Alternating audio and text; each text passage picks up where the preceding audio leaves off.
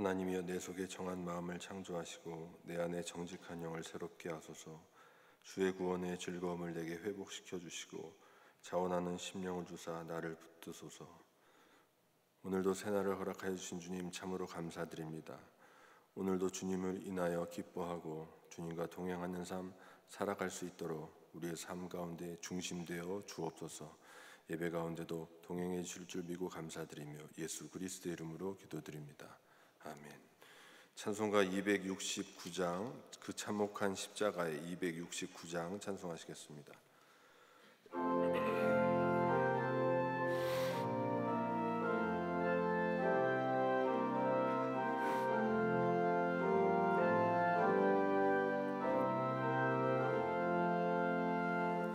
그 참혹한 십자가에 주 달려 흘린 피 샘물같이 늘 흘러서 죄 씻어 주시네. 값없어도 다 나와서 내 죄를 고하면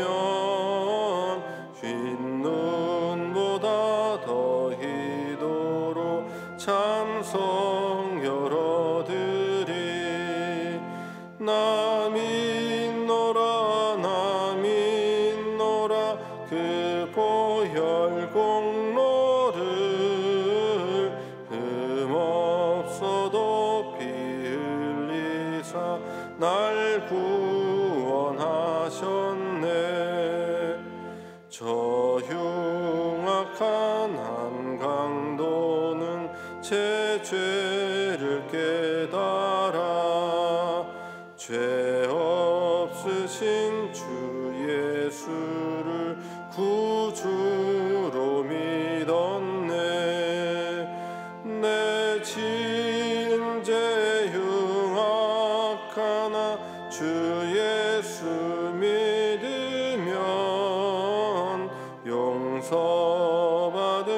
강도같이 곧 구원받으리. 나 믿노라 나 믿노라 그 보혈 공로를 흠없어도 피 흘리사 날 구원하셨네. 온 백성의 죄 사하신 하나님 어린 양 그 십자가 지심으로 온 인류 구했네. 저 영원한 새 나라에 다 같이 모여서 금 검은고 한 곡조로 새 노래 부르리. 나 믿노라 나 믿노라 그 보혈 공로를 흠없어도 피 흘리사 날 구원하셨네. 아멘. 하나님 말씀 에베소서 2장 말씀입니다.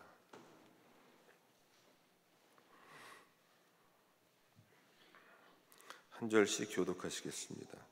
그는 허물과 죄로 죽었던 너희를 살리셨도다.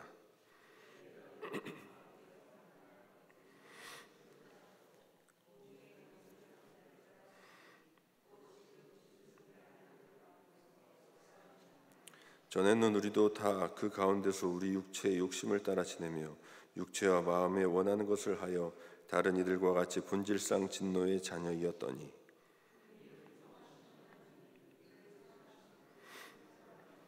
허물로 죽은 우리를 그리스도와 함께 살리셨고 너희는 은혜로 구원을 받은 것이라.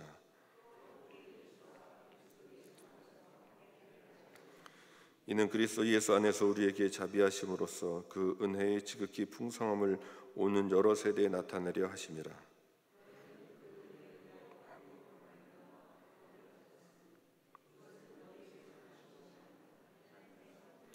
행위에게서 난 것이 아니니 이는 누구든지 자랑하지 못하게 함이라.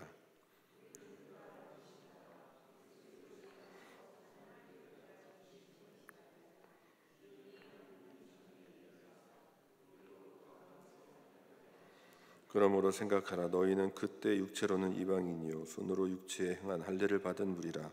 칭하는 자들로부터 할례를 받지 않은 무리라. 칭함을 받는 자들이라.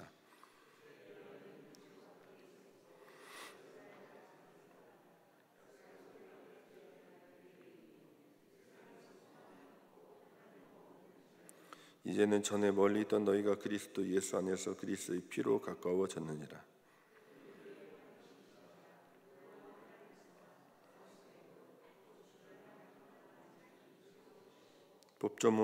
법조문으로 된 계명의 율법을 폐하셨으니 이는 이 둘로 자기 안에서 한 세 사람을 지어 화평하게 하시고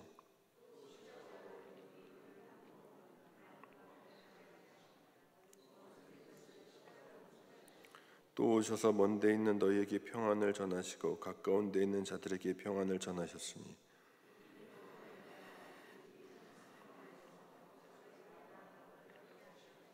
그러므로 이제부터 너희는 외인도 아니요 나그네도 아니요 오직 성도들과 동일한 시민이요 하나님의 권속이라.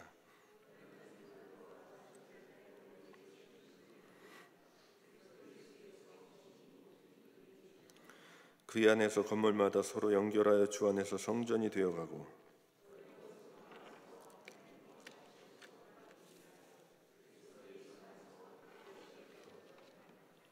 아멘. 오늘도 예배하는 모든 분들께 하나님의 은혜가 가득하길 소망합니다. 에베소서는 총 6장으로 되어 있는데 내용적으로 봤을 때 두 부분으로 나눌 수 있죠. 1장부터 3장까지는 교리적인 설명이고요. 4장부터 6장까지는 실천적인 것을 말씀하고 계십니다. 그 중에서 오늘 본문 2장은 교리적인 부분의 가장 핵심이라고 할 수 있는 구원에 대해서 아주 잘 말씀해주고 있는 부분입니다. 하나님께서 얼마나 놀라운 구원의 계획을 세우시고 그것을 어떻게 놀랍게 행하셨는지에 대해서 말씀해주고 계십니다. 전에는 이제는 이렇게 두 단어로 표현하면서 그리스도 밖에 있었던 삶이 어떤 것이고 그리스도 안에서의 삶은 이렇게 변화된 것이다 라고 신문적인 삶의 모습을 대조하면서 교훈을 주고 있는 것입니다. 예수님 안에서 새로운 피조물 된 우리들이 그렇다면 어떻게 그 신분이 다시 회복되었고 그들에게 주어진 사명이 무엇이며 또한 어떠한 모습으로 살아가야 되는가에 대해서 참 잘 말씀해주고 있는 본문이 오늘 에베소서 2장의 말씀입니다. 10절 말씀 보시면 우리가 누구인지에 대해서 명확히 말씀하십니다. 우리는 그가 만드신 바라. 만드신 바라고 표현이 됐지만 본문으로 보면 다른 성경 번역으로 보면 하나님의 작품이다라고 설명합니다. 우리는 하나님이 만드신 작품, 즉 하나님의 형상을 따라 하나님이 최고로 아름답게 만든 걸작품입니다. 그런데 그 형상이 깨어지고 말았지요. 죄로 인하여서 상태가 어떻게 되었느냐. 1절 말씀 보시면 그는 허물과 죄로 죽을 수밖에 없었던 죽을 위기에 처한이 아닙니다. 죽었습니다. 그냥 하나님 없는 삶을 살 수밖에 없는 존재로 떨어지게 되었다는 것입니다. 하나님을 알 수도 없고 그냥 하나님 없이 육신의 욕망에 따라 살아가는, 어떻게 보면 좀 과하게 이야기하면 동물과도 똑같은 삶을 살 수밖에 없는 우리들이었다는 것입니다. 그런데 하나님의 은혜가 임했다. 그 하나님의 은혜로 인하여서 우리는 다시금 하나님의 형상을 회복하여 하나님의 자녀의 권세를 다시 얻게 되었다라는 것입니다. 그냥 주시는 것 은혜 맞습니다. 아무 받을 자격도 조건도 없는데 그냥 주시는 게 은혜입니다. 그런데 사실 은혜는 쉽게 이해할 수 있는 개념은 아닙니다. 마태복음 20장에 보면 예수님께서 포도원 비유를 말씀하시죠. 포도원을 가꾸기 위해서 일꾼을 선발합니다. 제일 새벽에도 뽑고 오전에도 오라 그러고 오후에도 오라 그러고 그냥 일 마치기 1시간 전에도 다 오라고 말씀하십니다. 그리고 다 똑같이 그 품삯을 주지요. 우리가 봤을 땐 공평하지 않다고 느껴집니다. 어떻게 일찍 온 사람하고 늦게 온 사람하고 똑같이 주느냐. 여기서 강조하는 것이 은혜입니다. 은혜는 인간적인 계산을 하면 답이 나오지 않습니다. 은혜라는 것은 어떠한 노력에 대한 보상은 더더욱 아닙니다. 은혜를 베푸실 때 자격이나 공로 따지지 않으십니다. 그렇습니다. 구원은 우리의 행함이 아니라 오직 하나님의 은혜라는 것입니다. 우리가 평생 새벽기도 열심히 한다고 그것이 구원의 보증이 될 수 없습니다. 하나님 앞에 내세울 수 있는 공로는 아무것도 없습니다. 우리의 신앙적인 열심이 구원을 가져오는 것이 아니기 때문입니다. 교회를 100개 1000개 지은다 해도 그것으로 구원을 받을 수는 없습니다. 중요한 것은 이것이지요. 나에게 구원의 은혜를 베풀어 주셨다는 것입니다. 도저히 설명을 하려 해도 설명이 되어지지 않습니다. 여러분 설명하실 수 있습니까? 천지를 창조하신 하나님이 나를 아신다니까요. 하나님이 나를 기억하신답니다. 이것만큼 신기한 사실이 있나요? 너무도 신비롭습니다. 그 하나님의 은혜로 그냥 하나님이 나를 기억해 주실 뿐만 아니라 나를 다시 하나님의 작품으로 재창조해 주셨다는 것입니다. 이것을 우리에게 그냥 선물해 주셨다는 것입니다. 그냥 공짜로 주셨다. 사실 근데 이게 공짜가 아니죠. 하나님이 다 대가를 지불하신 것입니다. 그만큼 나를 소중히 여기신다는 것입니다. 은혜, 다른 말로 헬라어로 카리스라는 단어입니다. 이 언어를 살펴보면 기쁘다, 즐겁다라는 말이 내포되어 있습니다. 하나님의 은혜를 받은 사람, 구원받았습니다. 구원의 선물을 받았습니다. 좋습니다. 그렇다면 우리가 구원의 선물을 받았습니다라고 깨닫고 우리 심령 안에서 고백되어지는 최선의 제일 먼저의 고백이 무엇일까요? 기쁨의 감사 아니겠습니까? 감격 아니겠습니까? 말로 다할 수 없는 기쁨입니다. 이보다 더 좋을 수 없습니다. 진정한 기쁨이 우리 안에 채워졌기 때문에 그것이 고백되어지는 것입니다. 내가 나를 봐도 너무 과분한 사랑입니다. 놀라울 따름입니다. 그 은혜가 내게 주어졌다니까요. 사도 바울도 이렇게 고백하죠. 내가 정말 죄수 중에 괴수라고, 죄인 중에 괴수라고, 만삭되지 못한 나에게도 하나님의 은혜가 임했다고.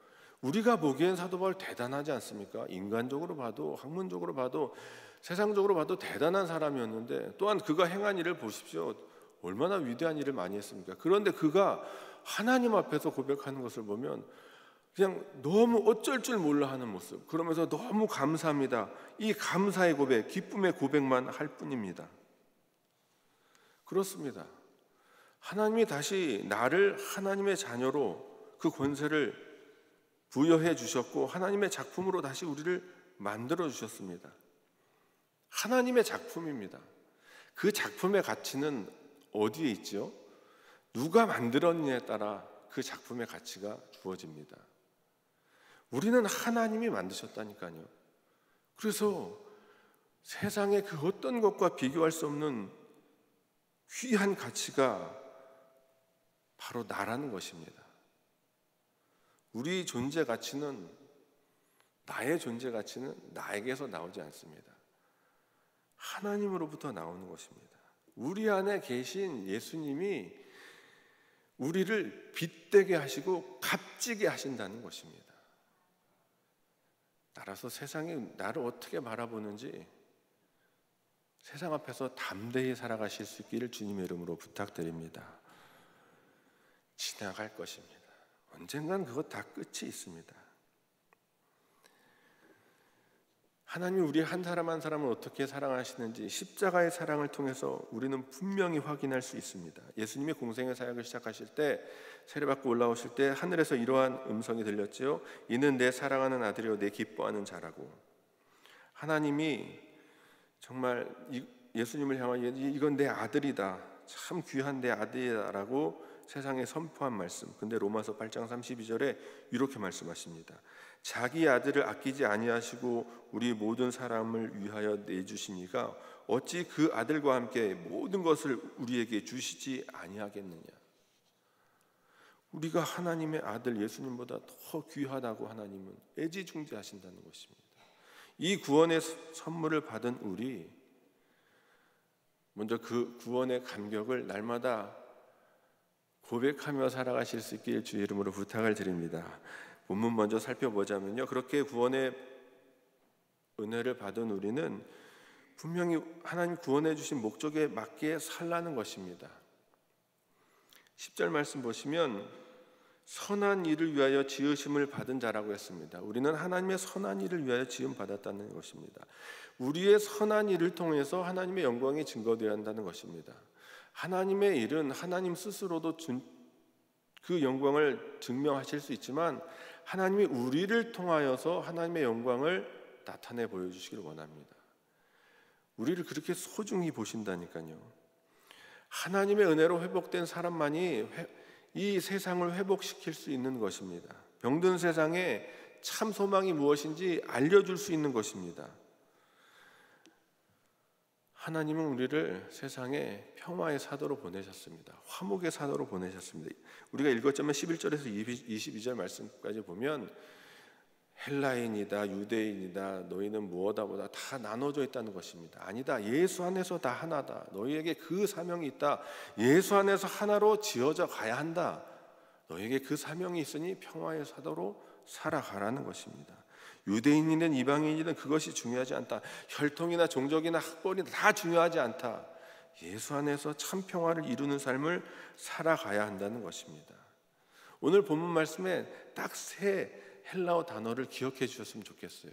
은혜는 카리스라는 단어입니다. 하나님의 작품은 포이에마라는 단어고요. 이 평강, 화평, 화목은 에이레네라는 단어입니다. 이렇게 정리가 되더라고요. 하나님의 카리스를 받은 자들은 하나님의 포이에마로 회복될 것이고 하나님의 에이레네로 살아가야 한다. 한 문장으로 정리할 수 있습니다. 그런데 참 이상합니다. 하나님의 은혜로 하나님의 형상을 회복된 자들이 정말 단번에 하나님의 평화의 사도로 살아갈 것 같고 처음 은혜를 받았을 땐 그것이 가능해 보이는 것 같이 여겨질 듯 하지만 그렇지 않습니다. 세월이 흐르면서 자신도 모르게 은혜가 희미해지는 것을 발견합니다. 처음 그 하나님의 은혜를 받았을 때는 감격에 겨워하지만 시간이 흐를수록 어쩌면 그 은혜는 당연한 것 아닌가라는 생각이 들기도 합니다. 은혜에 대한 감동이 희미해지면 신앙의 힘은 떨어집니다. 모든 것이 다 시큰둥해집니다. 은혜, 우리가 너무 잘 배워왔죠. 귀한 겁니다. 하나님의 은혜, 우리는 그 은혜만 있으면 됩니다라고 하지만 정말 그렇습니까? 세상 그 어떤 것보다 하나님의 은혜가 있으면 다 되는 것이라고 정말 그렇게 믿고 있으십니까? 요한복음을 읽으면서 1장을 읽으면서 이걸 읽었습니다. 요한복음 1장 5절에 빛이 어둠에 비치되 어둠이 깨닫지 못하더라. 빛이 어둠에 비치면 어둠이 싹 사라질 것 같은데 어둠이 깨닫지 못하더라 그랬습니다. 하나님의 은혜가 하나님의 빛이 나에게 비춤에도 불구하고 하나님의 은혜가 어디 있냐라고 하나님은 어디 계시냐라고 왜 나에게 은혜를 주시지 않냐라고 혹시 내가 외치고 있지는 않은지 하나님 두렵습니다. 이 기도가 죄송합니다. 저는 나오더라고요. 은혜가 임했음에도 은혜가 있음에도 주셨음에도 나는 알지 못한다라는 것입니다. 왜 그럴까요? 우리의 심령이 그만큼 딱딱해져일까요? 우리의 속사람이 너무 나만의 기준만을 세워서 혹시 그런 것 아닐까요? 정말 두려운 사실이지만 이렇게까지 생각해 보았습니다. 우리가 정말 살아계신 하나님과 진실되이 인격되이 만나지 못하면 우리는 은혜를 경험할 수 없다. 참 두려웠습니다. 혹시 우리가 아는 이러한 하나님의 은혜, 하나님의 구원, 이것이 너무 많이 들어서 학습된 교리로서 그냥 지식으로 체득되어 그냥 그러려니 여겨지는 것은 아닌지, 여러분, 정말 살아있는 믿음, 살아있는 신앙이라는 것은 역동적이어야 되는 것입니다. 사실 사람이 감정이 있고 이성이 있기 때문에 주변 환경에 영향을 받죠. 그러나 다시금 조용히 하나님 앞에 딱 섰을 때 하나님이 무엇이라 말씀하시는지 들을 수 있을 것이고, 다시금 온매분세를 가다듬고 내가 바라보아야 할 것, 내가 가야 할 방향들이 다시 보여지게 되어 있습니다. 정상적이라면. 그런데 혹시 내가 믿는 하나님이 그냥 너무 많이 들어서 남이 그렇다고 하니까 내가 생각해도 그렇게 그럴 것 같고, 정말 기도하다 보니 그렇게 느껴져서 혹시 내가 어떤 상상으로 만들어낸 존재가 하나님은 아니었는지, 그것을 믿는다고 착각하며 사는 것은 아닐까 두려웠습니다.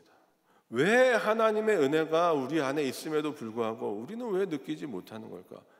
하나님의 은혜가 없어서요? 하나님의 은혜가 작아서요? 아닌 것 같아요. 받는 그릇의 문제 아니겠습니까?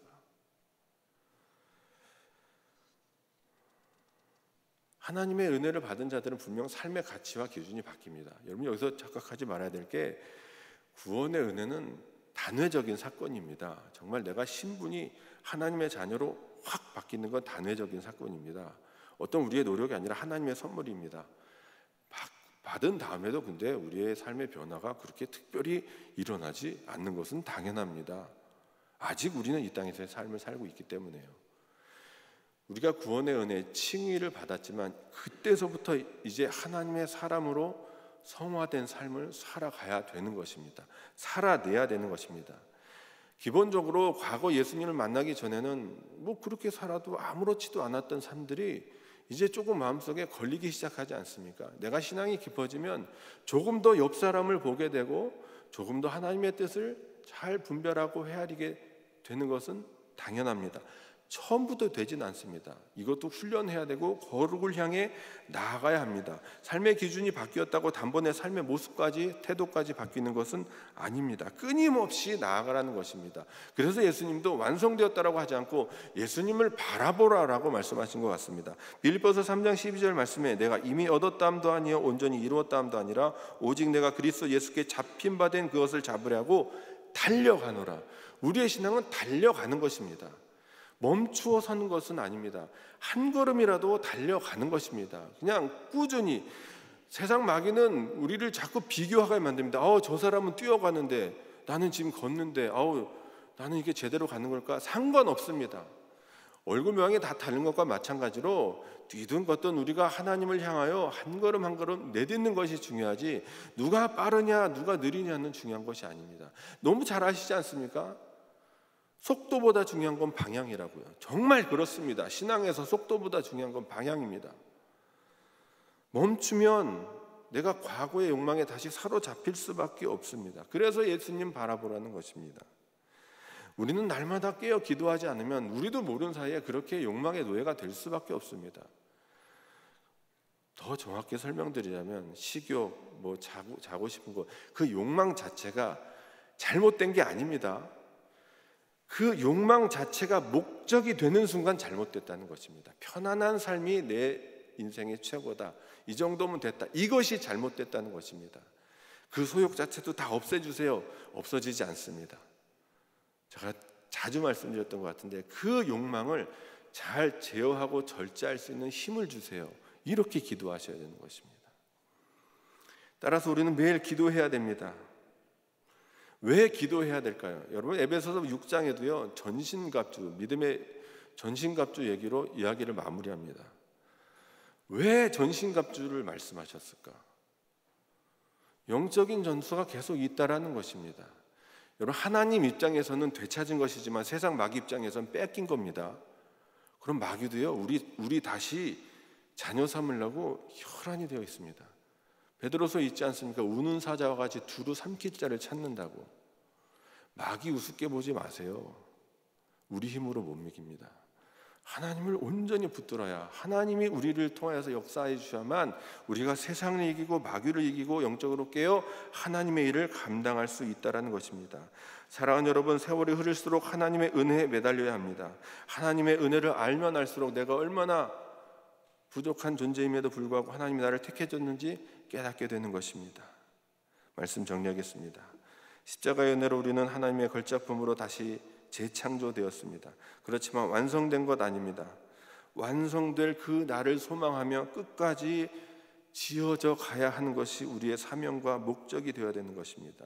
우리의 삶의 모습은 끊임없이 예수님을 닮는 삶의 모습이 되어야 하는 것입니다.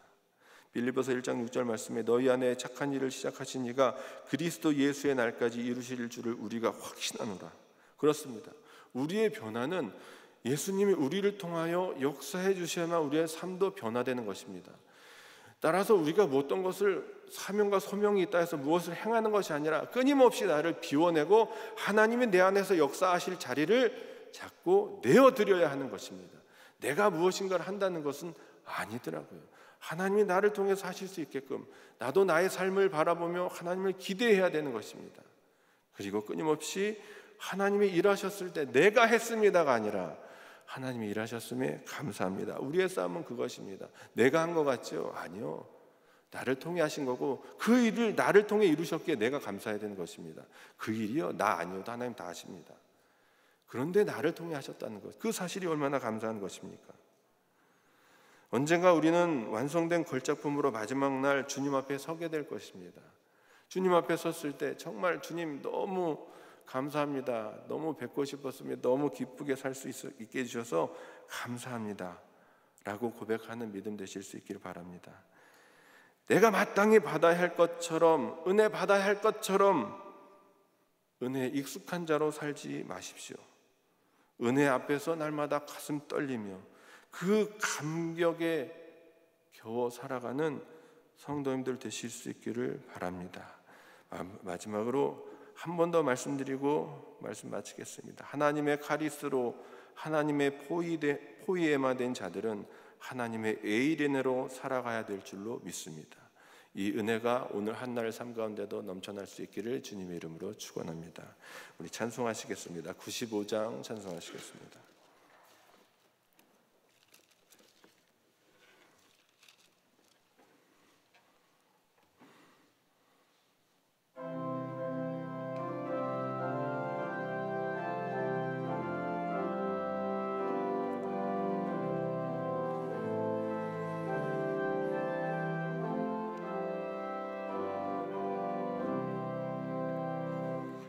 나의 기쁨 나의 소망 되시며 나의 생명이 되신 주 밤낮 불러서 찬송을 드려도 늘 아신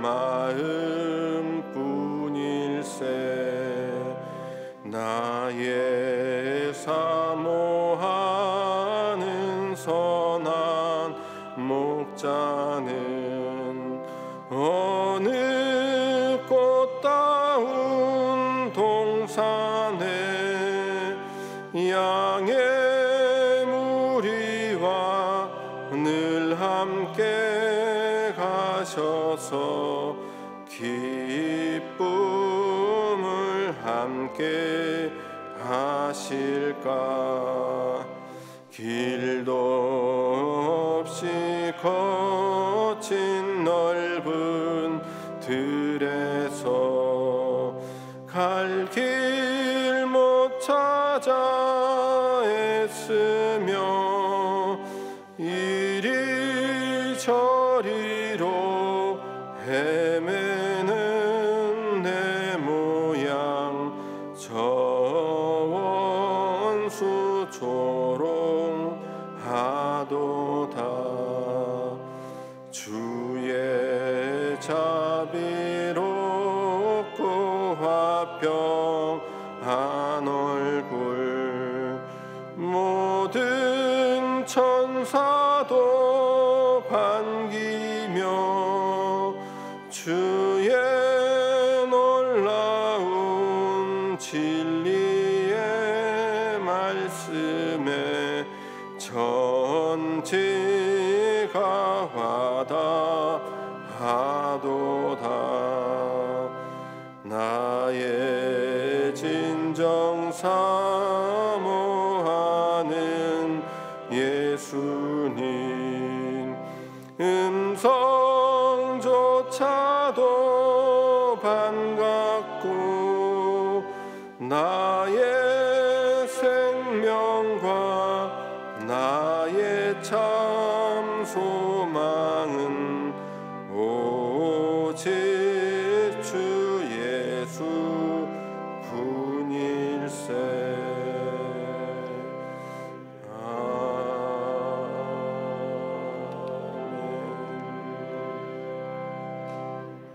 오늘도 새날을 허락하여 주신 주님 참으로 감사드립니다.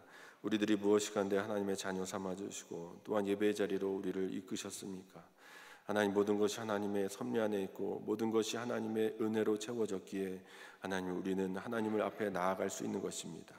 하나님, 정말 하나님의 작품으로 하나님의 자녀로 다시 그 권리가 회복되었는데 하나님 정말 왜 안 해주시냐, 자녀의 권리만 내세우는 정말 미숙한 자가 아니라 이제는 하나님의 자녀로서 그 은혜를 받은 자로서 하나님 받을 자격 없지만 하나님이 베풀어 주신 은혜에 늘 감사하며 하나님 앞에 겸손히 살아가는 저희 모두가 되게 하여 주시옵소서.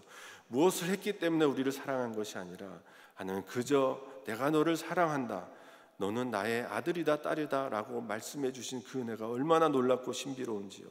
하나님, 그 은혜 하나만으로도 족합니다.